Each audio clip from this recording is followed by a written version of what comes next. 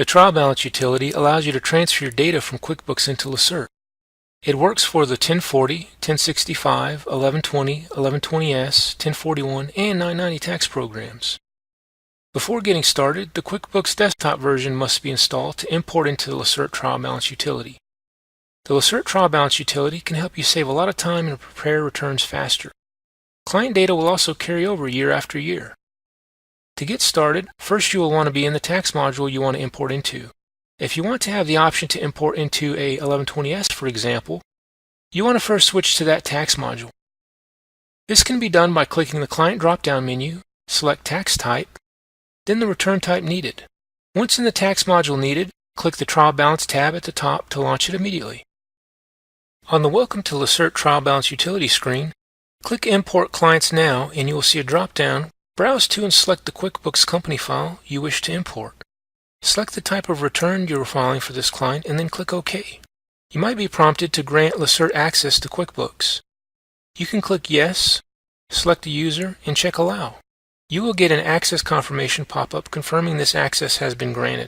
Next, select the tax year and the accounting method and click OK. From here you will get an Import Complete message with the status that your file has been set up. From there you will see 3 tabs at the top for Trial Balance, Journal Entries, and Tax Line Assignment. On the Trial Balance tab, you will have options at the bottom. One way to look at this is it pulls in the data from QuickBooks, EasyAct, or Excel, but once in the Lacerte Trial Balance, it stores that data as its own file and you can manually add accounts or journal entries here prior to posting it to the return. I will click on the Journal Entries tab. Here you can add journal entries, edit them, and delete them. Let's look at the Tax Line Assignment tab. Here you will see the account names and amounts. At the far right is an option column. Clicking the button here will set the line to Don't Post, so it won't post to the tax return. This also clears the amount from the Amount to Post column. To the left of this is a magnifying glass icon with an arrow. Clicking this launches the Smart Map screen. The process for smart mapping is very simple. Highlight the account on the left, select the Lacerte screen at the top to navigate to the input screen you want, then simply click into a tax field to map the amount. You'll notice on the left they are sorted by account number. However, you can click on the account name title to sort them alphabetically to easily find what you need. At the top will be a Lacerte screen section that will display the most common screens you will map to. However, in the top right, you can click on Show All Screens to see more mapping options. On the left, if I click on Accounts Payable, you will see it jumps to the screen in line it is already mapped to. You can tell it is mapped to this field because the amount is in the box. Many fields will automatically be mapped, however some will not be mapped. You will want to check the box in the bottom left for Show Unassigned Accounts Only, and this will allow you to see a list of account names that will need to be mapped if needed. Here I have Postage highlighted.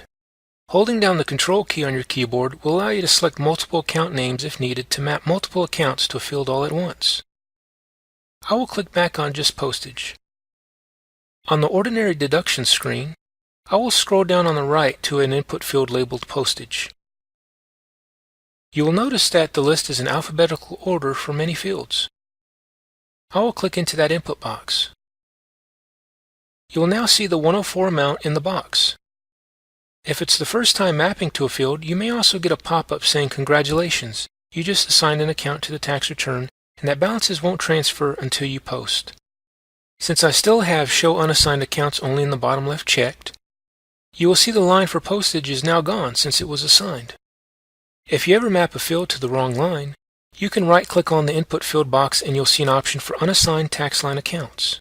This removes all mapping from that input field. If I click on View Tax Line Detail, I will get a pop-up window that shows all account names mapped to this input field.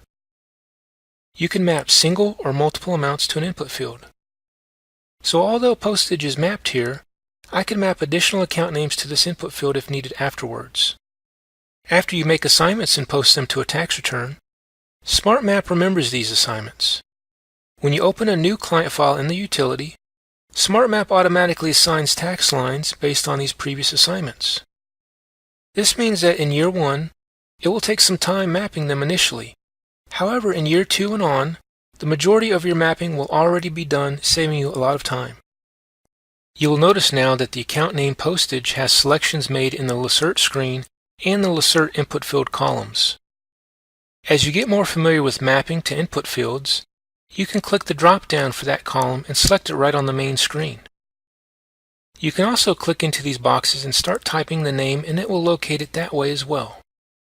At the top there will be a Print Reports button. Clicking on this will open a pop-up window where you can check which reports you want to print or create a PDF for. I will check Tax Line Assignment and have it checked for File PDF only. When I click on the Print button, it will save the PDF file to a location that I can then launch. Here you will see the mapping for postage near the top, along with the input fields it's going to. I will then click on the Post a Tax Return button in the bottom left corner. After posting is complete, you will get a status window. You can review the status window to make any additional changes if needed, as well as print it for your records. Here we now see the account names are grouped with expanded sections. For example, let's look at this section for buildings and other depreciable assets. Here it shows that all of these account names, such as accumulated depreciation, buildings and improvements, construction equipment, and the rest were mapped to the Lacerte screen balance sheet and the input field building and other depreciable assets. This indicates that all of these account names are mapped to that Lacerte input field box. If I right-click on the tax line group name line, I will then click on Edit Tax Line Group. Here I will get a pop-up where at the top I can change the group name, but also add or remove account names to the group. As you get more familiar with the trial balance utility, this could be a great way to start quickly mapping accounts. You could set up groups and add account names to that group and set the input line for it. I will click Cancel to close out of this window. If we look at the very top of the window title bar, you'll see US 004. This is the client number we will also see in Lacerte. In the bottom right, I will click Close and go back to the Lacerte tax software. In Lacerte, I am in the S Corp module still. Here you will see the US 004 number again. I will click into the file Affiliated Concrete Services, Inc. Under the Ordinary Income section, I will click on Screen 15 Deductions. Here we see that our amount of 104 successfully mapped to the input field for postage from QuickBooks.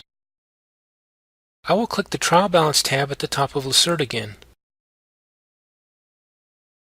This opens back up the Trial Balance utility, where you'll see my data is still in there.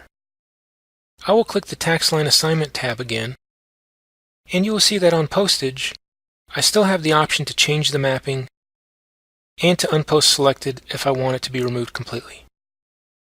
Under Printing and Reproduction, I can also click the drop-down and continue mapping more lines and then click Post a Tax Return in the bottom left.